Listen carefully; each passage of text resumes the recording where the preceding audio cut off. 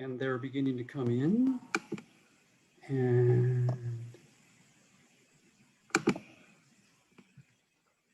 And we should mute ourselves, right, when we're not speaking?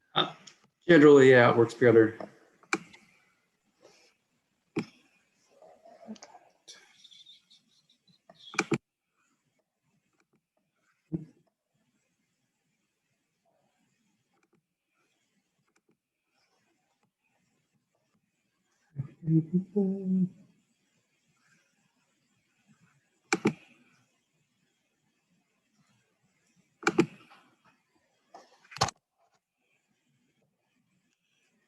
Hello, everyone. I'm just letting the people who are coming find their way in. I think their numbers keep going up slowly, so that seems like a good sign. Welcome to the Northwest Science Writers Association panel on theater as science storytelling. I need to do a little administrative thing here. If you'll pardon me for just a moment.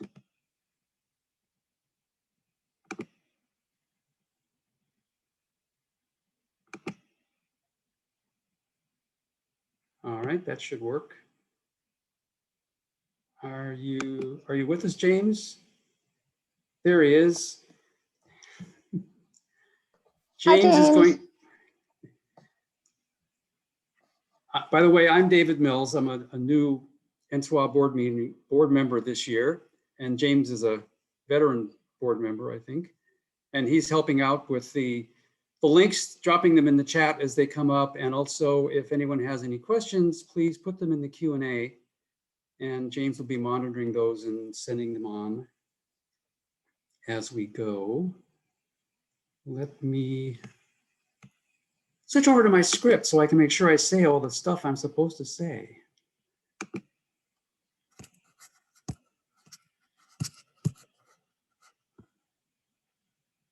So anyway, welcome everyone. The Northwest Science Writers Association is, as I said last time, a lively and mutually supportive group of science communicators in a variety of media. And these panels, like the one tonight, are one of the ways that the members get together to explore aspects of the work of communicating about science. Check out our website at nwscience.org. That will be in the chat, where you can watch recordings of some of the recent events and recordings of this one after we get it up, and find recent publications by members and keep track of upcoming events. For instance, an in-person outdoor happy hour that's coming up soon. Definitely want to check on that. And if you're not a member, please consider becoming one. I also want to say that it's appropriate that we recognize, those of us in Seattle, and acknowledge that we're on the traditional land of the Coast Salish peoples, specifically the first people of Seattle, the Duwamish people, who are still here. It is a long tradition of the Duwamish tribe and others to gratefully honor the land that we share, and we honor them by joining them in that acknowledgement. If you're somewhere else, there's a map that James will be putting in the chat, where you can find out whose land you're on. As I said, we will be recording tonight, and please put your questions in the Q&A. I, as well as being a new NSWA board member, am also the artistic director, or as some have said, the chief instigator of Infinity Box Theater Project. And our panel tonight is made up of two pairs of people who have collaborated on two of our ongoing science theater hybrids. Elizabeth Heffron and Chet Moritz worked together in 2014 on the second year of thought experiments on the question of being human, when our area of focus was prosthetics and neural enhancements. Celeste Mary Williams and Chris Tachibana were randomly matched in the third year of Centrifuge in 2019. I'll let them tell you about those projects. I'm going to get rid of my script now because I can't read and do this at the same time. Aha. It's all improv from here, right, Chris? Okay, so I'm going to start with Elizabeth and Chet and just ask you, well, first, everyone, just introduce yourself and tell us whatever you want us to know about you when you start. And I'm interested at the beginning in what the experience of working together was on that project. I'll leave it open from that. Awesome. Elizabeth, you want to start? Sure. Can you hear me okay? Yes. Okay. Okay. Well, I really was excited when David called me because I love working. I feel like theater is such a natural communicator for science situations because there's so much about science that has to do with human behavior, including my husband walking behind me, which I totally love. So when we met, we were, because Chet works in implant technology and brain computer interface connections and things like that. And just the nature of what could go, what could happen between human behavior and the nature of an implant seemed really exciting to me.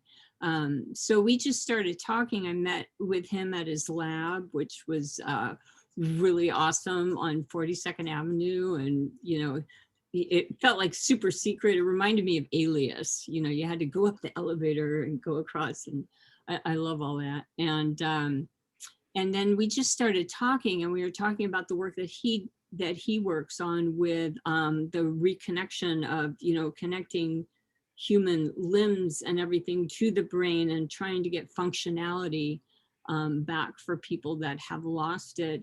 And then we also kind of continued on and talked, which you might talk about more, about other ways that implants are being used. And one way is as an alternative for certain medications for things like Parkinson's and depression, OCD, I think I read about recently. There's some new work with that. And so, and that, all those fields have just sort of taken off, but we connected with one of his compatriots back east named Alec Lidge, who works with those kinds of implants. And so we kind of put, I mean, what I kind of came up with between what he was doing and what Alec was doing was that there was this pair of young people and each had one different kind of implant. So one was, you know, had one because he had a C4 ski accident, and the other person had one because she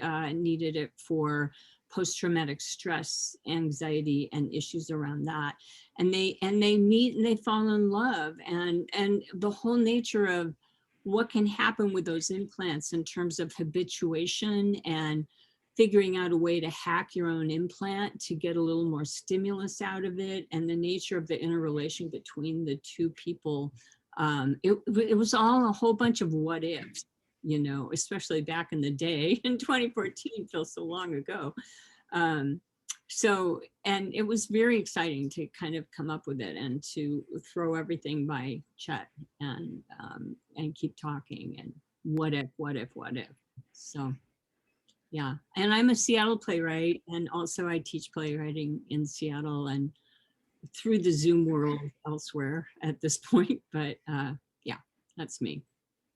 Awesome. Thank you, Elizabeth. I just want to amplify a couple points you said, because it was just absolutely a delightful experience to work with Elizabeth on this project and caused me and the members of the lab to see our science in a completely different way.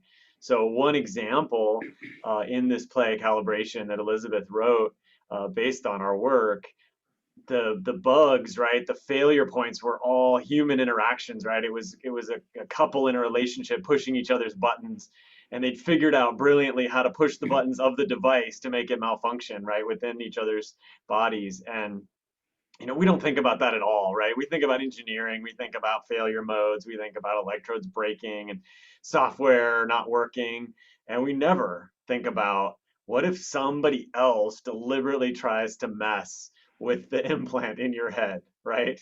To, you know, to cause you to have an emotional experience or to cause your limbs to lose control or something like, I mean, it was just, we hadn't even considered it.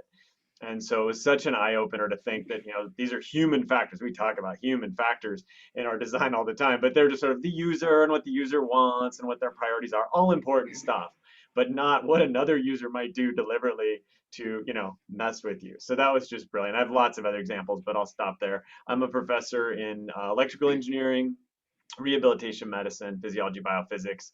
I have the great privilege of leading a team working on what we call neurotechnology. So devices to help people with spinal cord injury, stroke, essential tremor, Parkinson's live more normal lives. So happy to answer any questions from the audience when it's time. Wow, so that's that one. The fascinating thing that I found from that interaction was the way in which I remember that one of the nights after the plays in the audience discussion, someone asked that question about what did you get from the interaction, and both Elizabeth and Chet talked about the humanity, but from the two sides. I remember Elizabeth saying she was not really surprised, but surprised by the depth of how human the team was. And what you just said, Chet, was, you know, that you realized that the technical problems weren't technical, they were human. You know, and so that interaction was a perfect example, which is one reason I asked you to be here tonight. And Celeste and Chris got together. I was the one who decided to match Elizabeth and Chet because I had an idea that they would get along well together. Chris and Celeste were put together totally at random because the other project, Centrifuge, is all about randomness. So I'll let you two tell us about what that was like. You want to start, Celeste? Sure. Hi, everyone. I'm Celeste, and I'm a local playwright, not in the same caliber as Elizabeth, so I feel very honored to share this virtual stage with you. But I'm also pursuing an MA in biology. And what's really interesting about being part of Centrifuge in 2019, May of 2019, I want to say, yes. Right? Okay. It seems like a lifetime ago, even though it was a little over 2 years ago. Anyway, this is really interesting timing for me because I was just starting to think about ways of incorporating science with theater. So I was really honored to be paired with Chris with her molecular biology background and kind of excited about what we could come up with. And when she brought these different articles, from different academic journals and news articles, we kind of ended up selecting this one about a child who got tetanus because his parents decided to not get him vaccinated. And this seems just very timely given what we're all going through right now. This is obviously before the pandemic. So I love the collaborative process with Chris and getting the science background from her and reading more academic journals and using that to come up with a play, you know, that was kind of a magical realism. I'm not sure how else to call it, but kind of going into this relationship between the parents and as their child, you know, gets tetanus, and then there's this kind of anthropomorphic, you know, these characters who represent the bacterium, the tetanus bacterium, as kind of the demon coming in to infect the child's body, and then the vaccine, who became this kind of superhero character, kind of battling, you know, the bacterium. Anyway, I really enjoyed this process, and it was great working with Chris and being able to just have that balance of the science, and then being able to kind of entertain, you know, and educate in that way.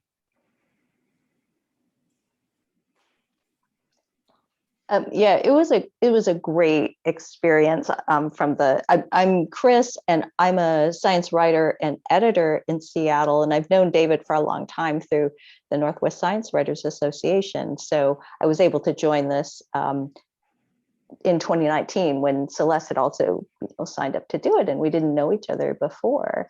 And I would say as a science communicator, one of the great things was just sort of seeing how like the possibilities for a science story, because and I just sort of love theater anyway, but just seeing all of the possibilities that theater can bring, and sort of realizing that theater is also a way of communicating and getting to see how like a group of really creative people who think differently about communication, will take a science story and what they will do with it. And I would also say, like, just as a science communicator, I think a lot of us just like to know how things work.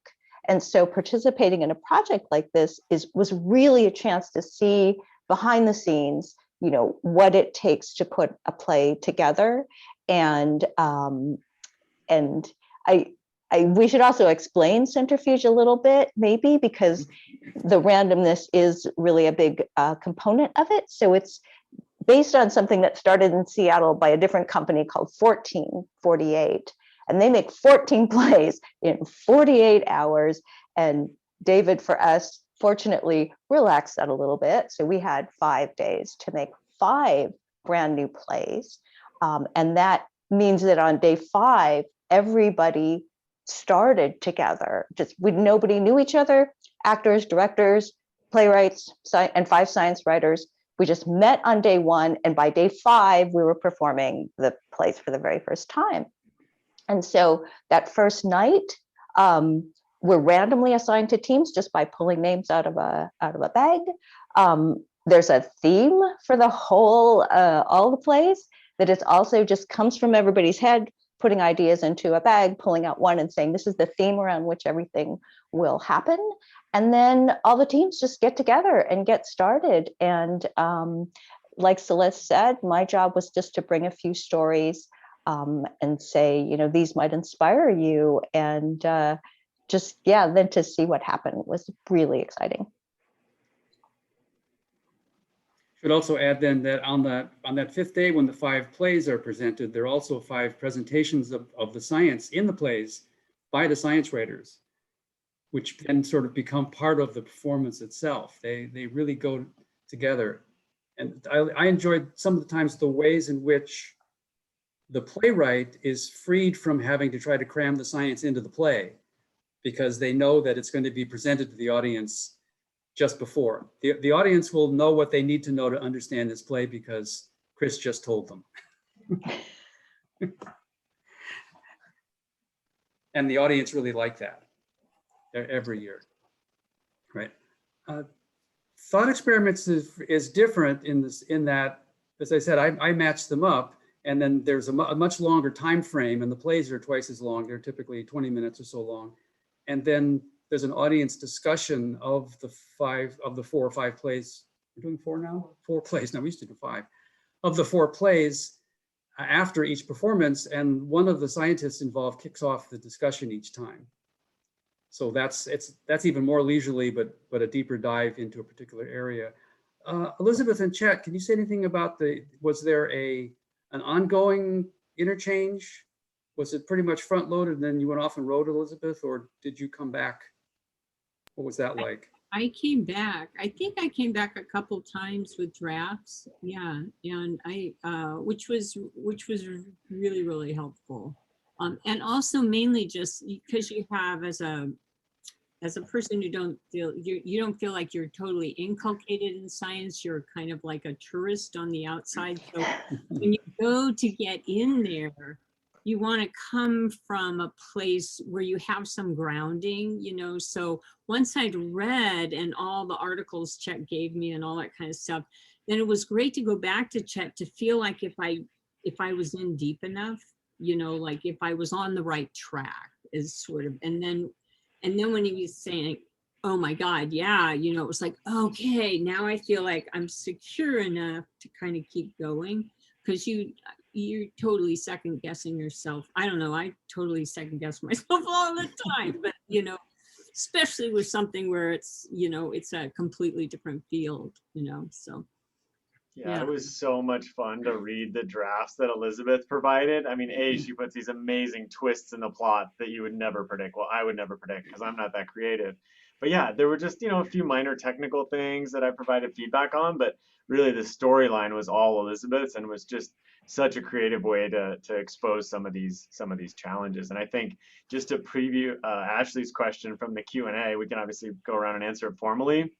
But one of the ways working with Elizabeth has changed my science communication is to try to put things more in a narrative form as opposed to boring, these are the axes, here's the data. We have to do that, but we tell stories now about our participants. This is John. John was in our study. This is John's life before. This is John's life after. And I think that narrative form of storytelling is, I'm sure this audience knows better than I, really effective at engaging people, but also helping them retain the information. So I'm also even starting to use it in my teaching now as well. Oh, yeah. All thanks to you, Elizabeth, and some other influences along the way. But it started with calibration, so that was cool. Yeah. The other part of that was just that feeling of like, could this happen? Well, what if, that whole what if, like, so getting in there and then bringing up like, and at the talk back, there was someone, I can't remember who it was, Chet, but they were like, well, it feels like all of these science plays, they always bring up these big problems, like with the science. They don't like glorify the science. And partly my response was, well, this is a dramatic art, right? So drama is generally has to be around those issues and that terrain that is unsolved. And so where there are issues of tension and stuff like that, because if everything's working great, you don't have much of a story. You need an inciting incident and conflict and all that kind of stuff. So it was fascinating to think of it that way, in terms of like, does fiction writing around science always deal with it in a negative fashion, because that's an interesting question. Sorry. Okay.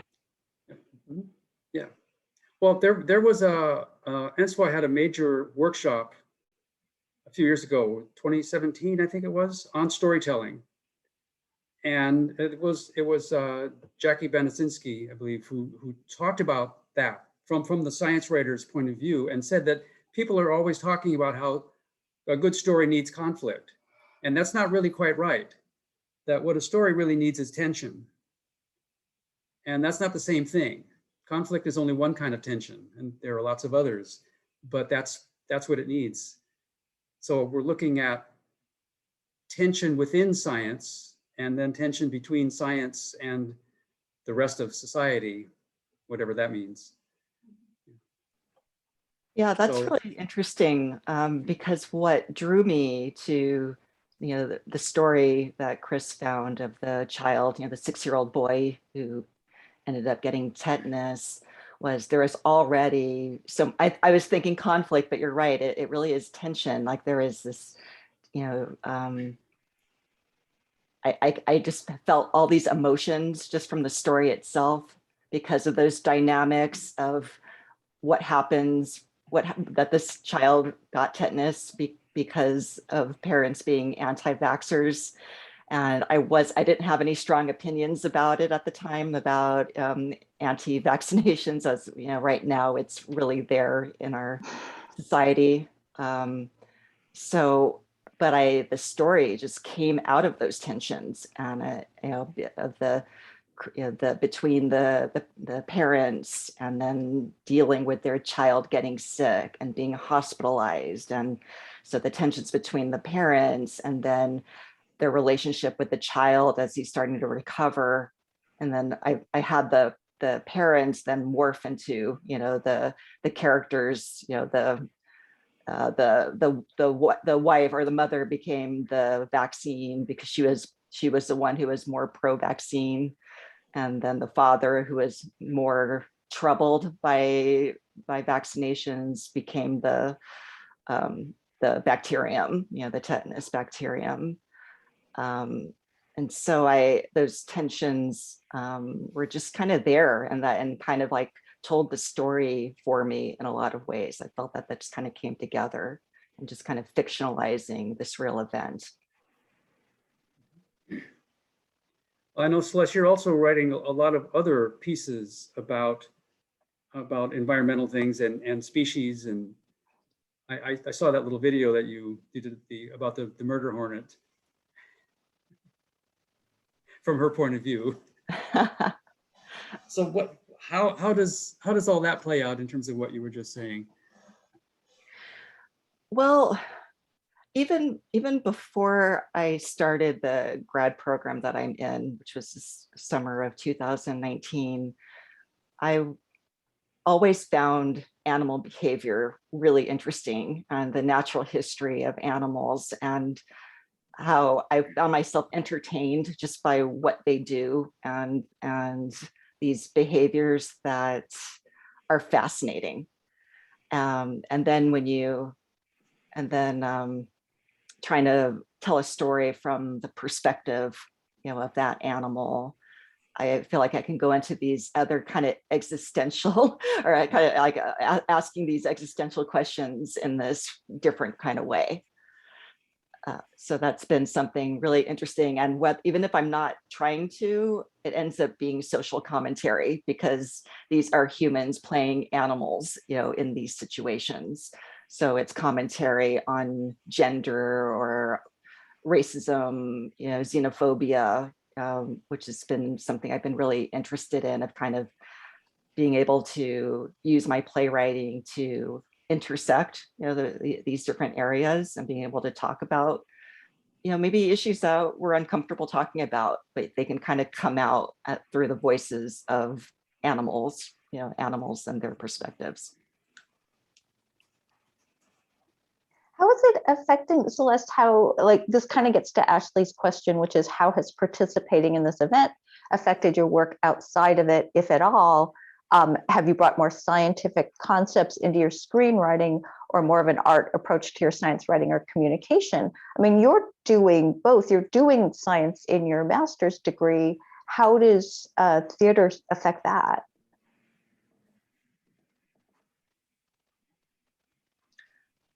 How does theater affect it?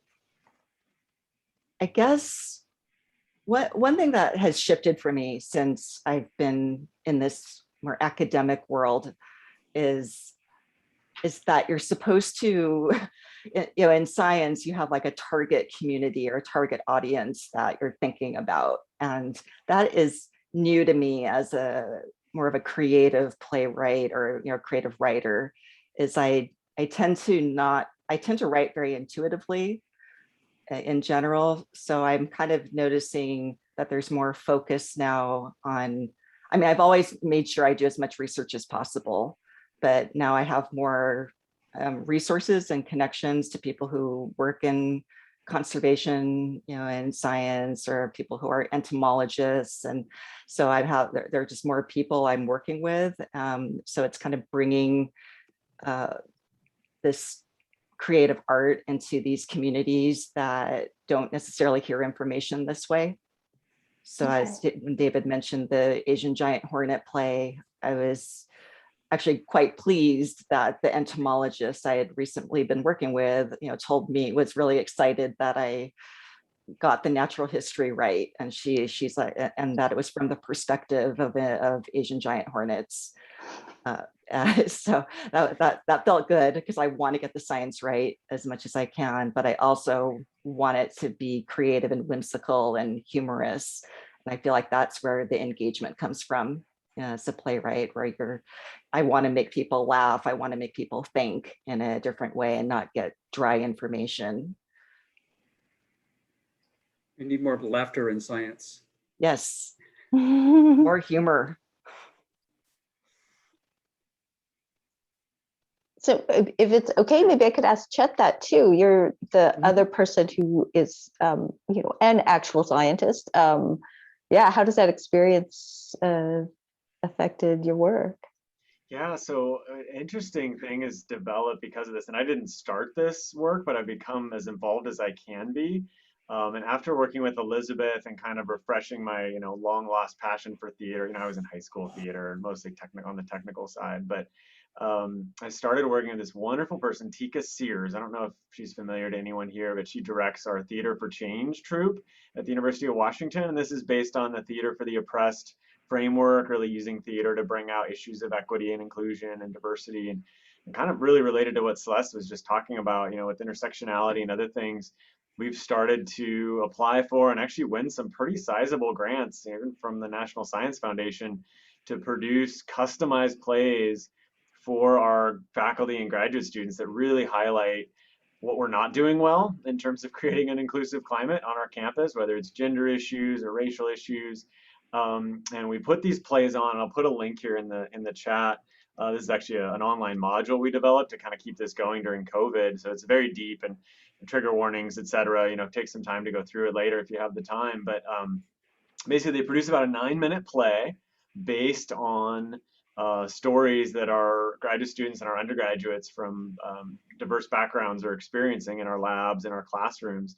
And then they take breaks and you intervene and you actually kind of crowdsource a solution to these really common challenges that we all have. And there's all kinds of opportunities to get inside each character's head through this activity called Rainbow Desire. Incredibly creative. I can't take credit for any of it other than, I don't know, like David, maybe I'm the producer. I bring in the money and I help to advertise it at the level of the dean's office and get the workshop to be reproduced in as many departments, as many universities as I can. So, but I've just become completely enamored with this program. I tell everyone about it.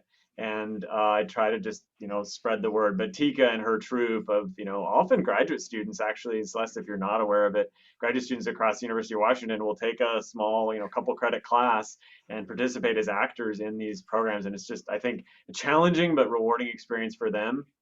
An incredible experience for the faculty and grad student attendees compared to a very dry workshop, which is what we usually go to, right? Let's go to diversity training. Important but dry.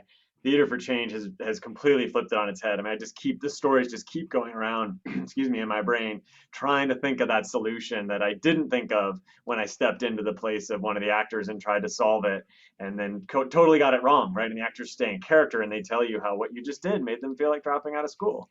And then you're like, all right, I got a lot to learn. I still have a lot to learn, but I've just become totally enamored with this program. So check it out. Yeah. While you're talking, I'm wondering whether that sort of approach would work within the science itself. And I mean, it's as important as it is for the sociology of the science and the practicing of science, but could imagine doing a similar thing with a theoretical question, and then doing that same crowdsourcing to find the solution in the framework of that narrative. Absolutely. That's a great idea, David. Instead of just a boring scientific meeting where one person gives a talk and a few people ask questions and the rest of us check our email, that would be so awesome to present like a one act on, I don't know, the current challenge in carbon sequestration or something, and then have the group try to figure out a good solution. That's awesome. We actually have a project that I've been talking to the former president of NSWA about doing. That's something like that. So we should talk later. Chris, you're doing improv, I understand. So how does what Chet was just saying fit within that school of art? I was just thinking about that when Chet was talking about just getting thrown into a situation where you're sort of reacting to how other people, the issues that other people are bringing up, and then that can surface a lot of ideas, just like you were saying, and things that you'll think about later and reflect on.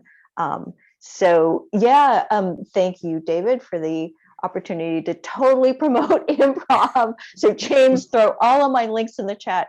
I had stacked them all up because I got this idea a long time ago from a book that I read called, I think, Don't Be Such a Scientist by Randy Olson, who is a scientist turned filmmaker.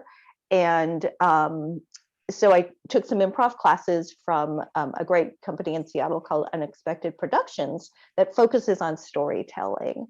And it really has been something that I just use all the time in communication now.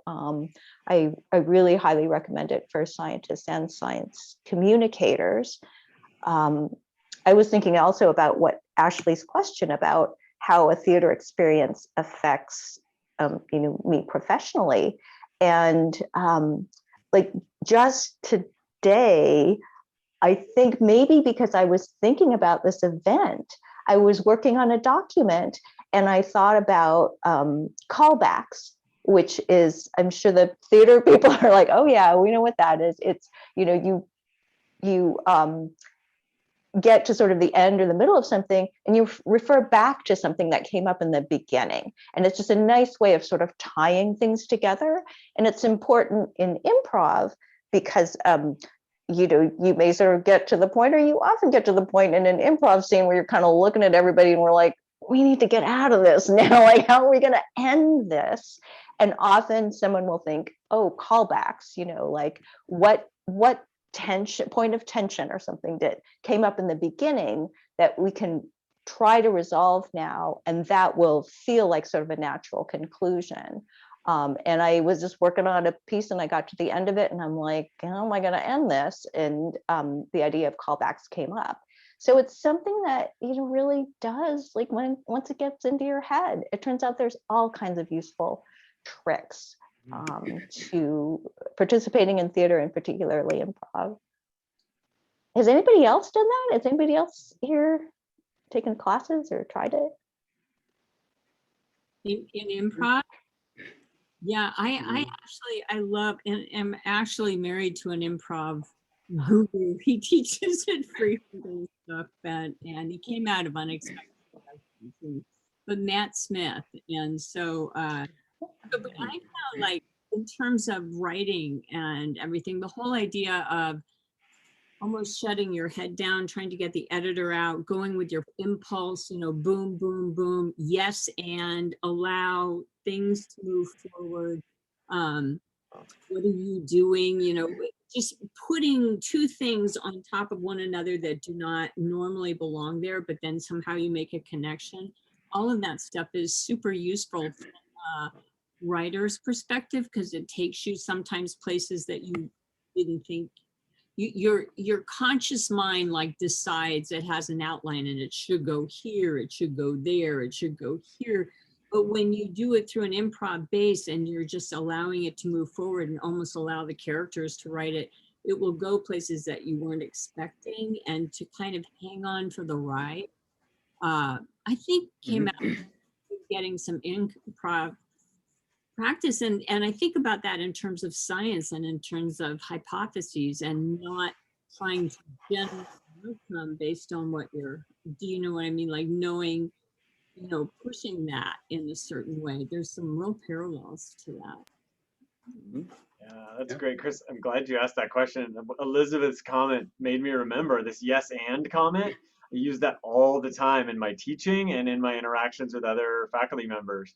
So our classes are almost Socratic at the graduate level. It's a lot of pose a question, get ideas from the students, discuss them and debate them. And that yes and approach is such an effective way to keep people taking risks and opening up, as opposed to saying, no, that's not the right answer. You find some little, even if it's completely the wrong answer, you find some little nugget that was right. Oh yeah, I really like that you brought that up, and tell me more about this. Or maybe you then challenge the other idea that you didn't quite agree with. And the same thing works in scientific collaborations, right? If people are brainstorming, where should we go next with this project, as opposed to just saying, oh, that's not going to work, I tried that 5 years ago. Oh yes, and we could build on my pilot data, showing that kind of didn't work, and we'll take it in a new direction. Just keeps the dialogue flowing much more freely. And I didn't take any classes, but I used to go to theater sports when I was in high school, probably at Unexpected Productions. It looks really familiar looking at their website. So thanks for that reminder. Well, that's time for a plug for another Infinity Box project. We have an improv thing we're hoping to bring back next year, which is an evening of competitive science improv. And I'll drop in the chat the name of the fellow who helps us with that, Andrew McMasters, who was with Jet City Improv and does a lot of work now with using improv for leadership and corporate organization and all kinds of things. His website is improvmindset.com.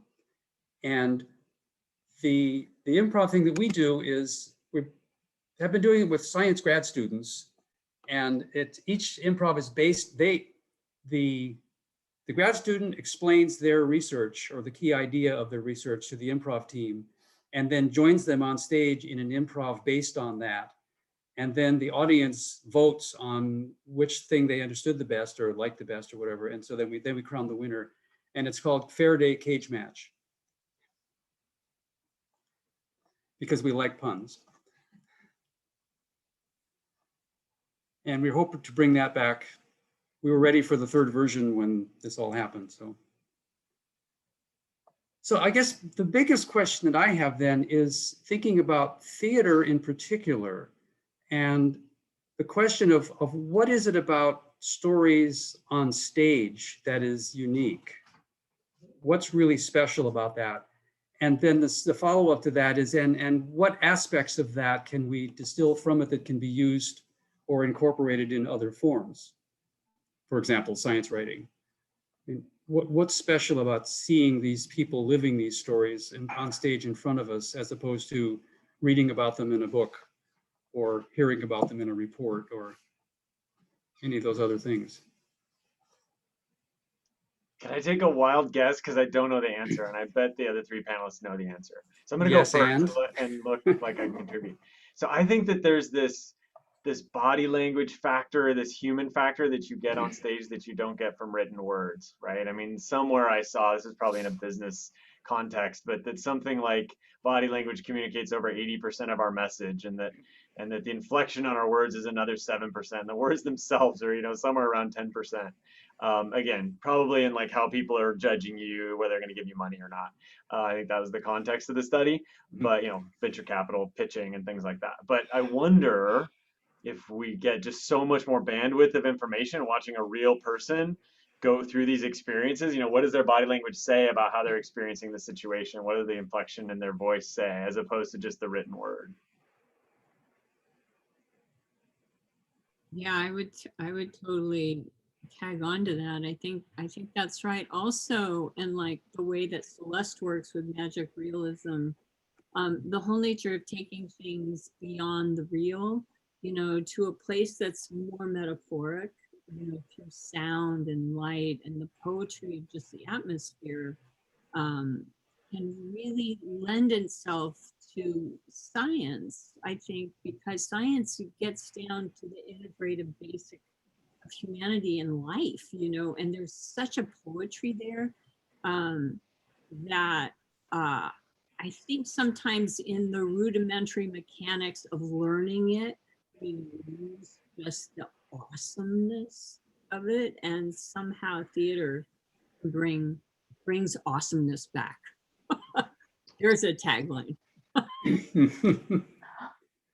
I'd love to add that theater, just like it evokes your emotions. It pulls you into these characters. Oh, beyond characters, right? They are people on stage. They're animals or whatever they are. But with these engaging performances, you're in that world as an audience member. You're not just reading something, you're connected. And that's the beauty of theater, is you're there like with them, experiencing what they're experiencing, at the same time. So if they're sad, lonely, you're feeling that. And I think, and some of the academic reading I've done as well, it's that when, as an audience member, if you're connected to those emotions, whether it's through humor, sadness, anger, whatever it is, you also often retain what you've seen and heard. So I've actually had people come up to me from some of the plays that I've written where they can basically recite some scientific facts from stuff that they learned from plays I'd written, like, oh yeah, well the male anglerfish is 40 times smaller than the female, and and they were able to tell their friends and about that. And that, as a playwright, gives me a lot of satisfaction that not only were they entertained, they actually retained some of the science that I was getting across as well. I don't have anything to add, except that was so interesting, because I've always thought that like I'll sit through a mediocre play and like totally still be into it and feel it and stuff. And, you know, mediocre film, I will often just get up and leave. And like, you know, I'm like, what's the difference? But being in the theater, I think all of those things that you said are right, that, you know, people are right there and they're three-dimensional and you're seeing all of those things, you know, like body language and speech and stuff. And yeah, I totally endorse all of those ideas. Yeah. We can say the theater is a way of getting people to take science personally. Mhm, mhm. And I'd love to add just a cherry on top of what Celeste said about retaining facts, because there's wonderful neuroscience, which I won't be able to do justice quoting, but basically saying exactly what Celeste says, that you need salience, you need an emotional cue, you need something to sort of trigger that memory to take place. You know, I can spew facts at students all day long and they just go in one ear and out the other. But if Celeste writes a play and attaches those same facts to something emotional, that tag is what we seem to store as humans. And there's, you know, fMRI data and, you know, all that boring stuff, right, which I could rattle on about. But I think it's definitely supported by nice hardcore science. Mhm. Is there, well, I guess this would be for Chris, can we imagine a way in which something of that quality can be used to inspire a way of writing the narrative when we're in a narrative form, in a written form? Yeah, I know. Yeah. We can all write science plays. I know what Chet is getting at, because I used to teach some classes and I remember the person I was co-teaching with brought that up really early in one of the classes. And it's like, you know, you got to like make people laugh or bring in some sort of story that they'll then connect, you know, the bigger science lesson of the day to. So I think that is something that a lot of times we're taught as science communicators, is to you know, follow some sort of story arc. Another thing I learned from improv is, you know, just sort of the story spine, I think it's called, where, you know, like once upon a time, you know, things were like this. And, you know, then this happened. And ever since that time, you know, this is how it is now. And I've also heard people say that that's how a scientific article should be structured. They usually come as introduction, methods and results, and discussion. And you can think of that as 3 acts in a play. You know, the introduction is like, here's how things are or were, and the methods and results are like, here's how things changed. And the discussion is like, here is how things are now. So I think other people, not, you know, me, but have applied that idea.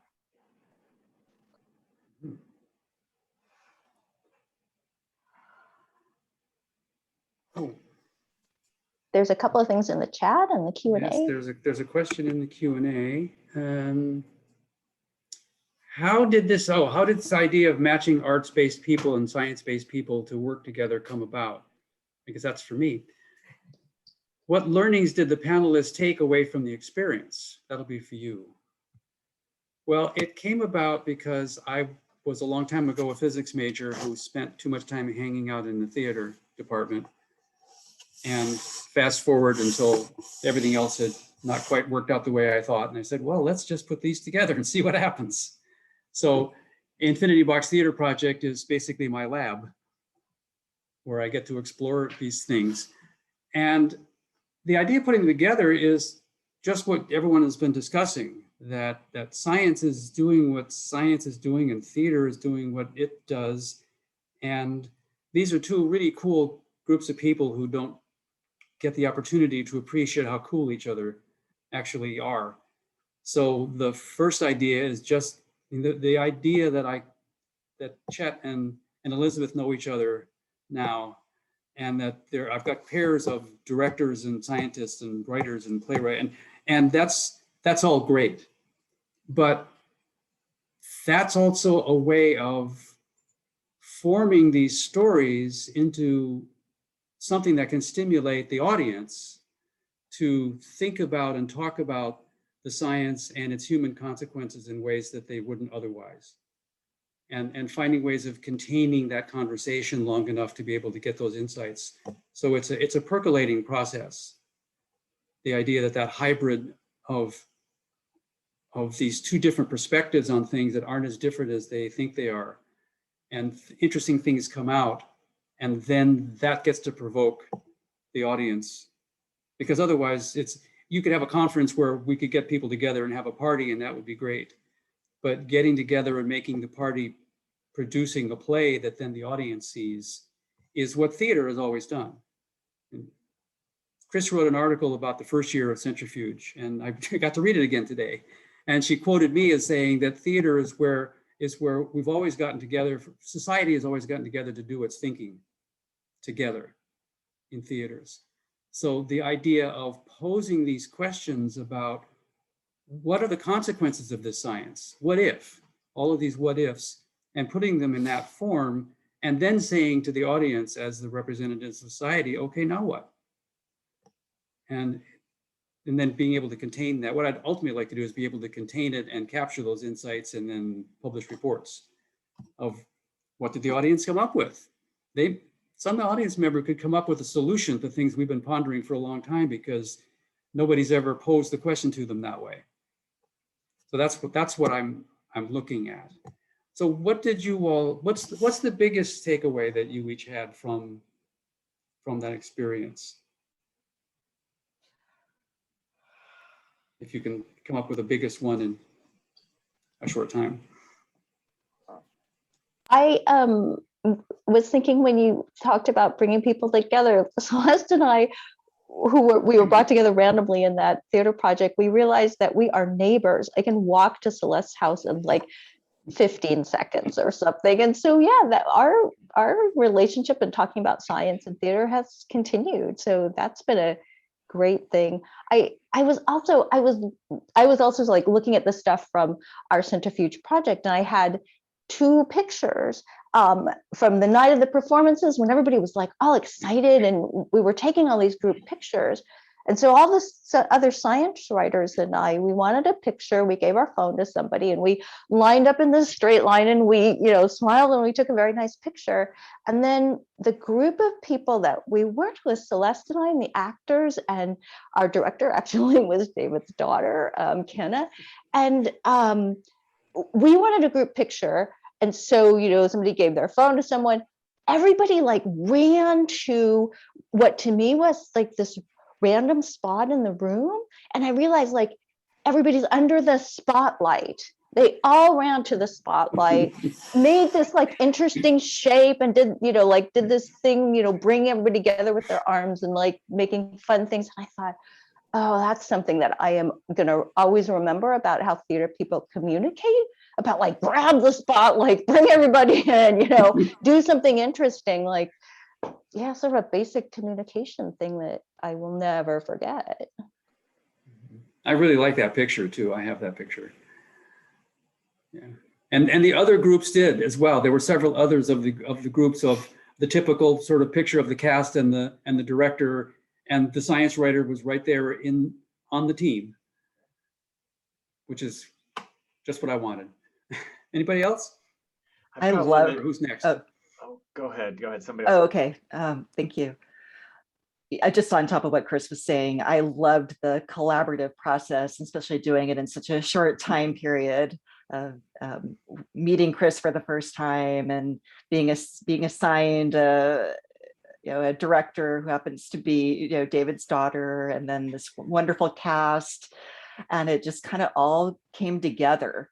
And I was just so impressed with the costumes, but the costumes were incredible, and the props, the people. I have to, David, but I can't remember whoever the prop designer was, but they put together these crazy fun props, of the antibodies, right? I think the vaccine was characters throwing these foam antibodies, and anyway, it was just like, it was beautifully done, and the lighting was incredible. I was just very impressed with how this came together in such a short amount of time. And I think that's when you get that beauty of theater, where it's a living thing and it's visually pleasing and stunning and fantastic performances that really brought out, the emotions and, empathy and the feelings, that, from the play itself. So yeah, I loved it. The picture on this event is what Celeste just described.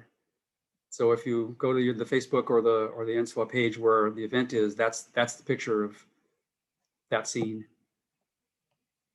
Elizabeth, Chet, quickly, we're coming to the end of our hour, but. Well, I was just going to say that, there is something about, I don't know how to say this exactly, but working with Chet was awesome, and working on the implant situation was terrific. And I had been working on another piece about the Hanford Nuclear Reservation.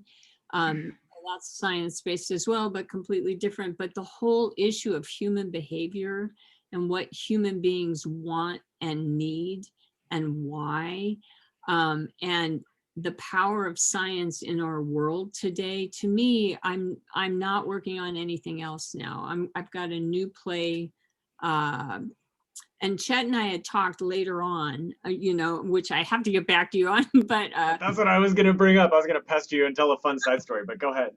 But I have another piece, and I cannot get away from, that is where my heart and soul is that interface between human behavior and science.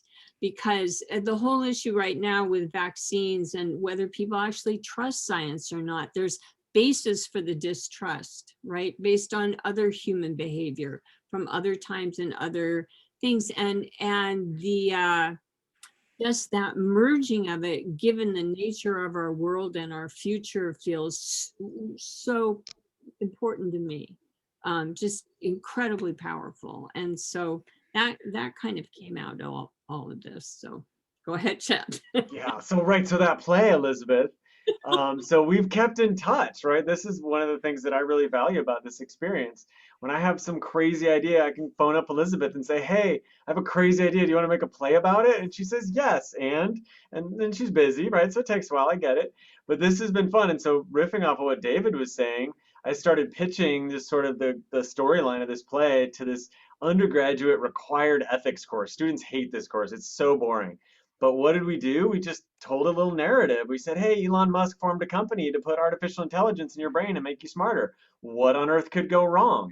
And then we let the students first talk about what would go wrong, right? And then how they might fix it, how they might design around some of these neuroethical principles. And so that's been really fun. I've taught that class 3 years now, and it evolves every year because Elon comes out with some new data, and students realize this is kind of happening whether we want it to or not. So we got to write that play, Elizabeth. I know it looks kind of like a Black Mirror episode, but I don't watch TV, so it feels original to me. So let's do it. I want to see it. I want to see it. Well, we've come to the end. This has been great. Thank you all. I want to thank Elizabeth and Chet and Chris and Celeste very much for coming and chatting with us. Thanks, James, for helping out. Thanks to all of you for coming. And if you're not an NSWA member, go to the website, nwscience.org, check it out, consider being a member. You should be getting a link from Zoom. If you don't, check back at the NSWA site, because we will be converting this into a YouTube video and posting it on our channel in, I hope, a day or two. And do keep track of what's happening with the happy hour, because we'd love to see you in person. Oh yes, right. No, I just had a hint. And also coming up later this year as another NSWA event, we're doing a science game show called Matters of Gravity, which will be a combination of science writers and theater people on the team. So if you're here and you want to be a team member, send me an email. All right. Thank you all, and good night. See you next month at something. Hi, thank Thanks, you all everybody. so much. Bye. Bye. Bye.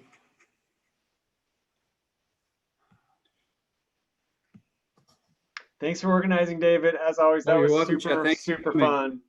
Can't wait to be involved again. Next time you're doing the combined theater thing, let me know. I can get you some new faculty members to work with. and Oh, they can yes, I've benefit got as some much new as I did. ideas I want to run Yeah. past you. Sounds good. Whenever, Okay. just shoot me an email whenever you have time. We'll do that. Thanks. All right. Nice to meet Bye. you, Chris. Sounds Nice like you do to meet fascinating you. work. Keep in touch. Yeah, Get some yeah. more sleep.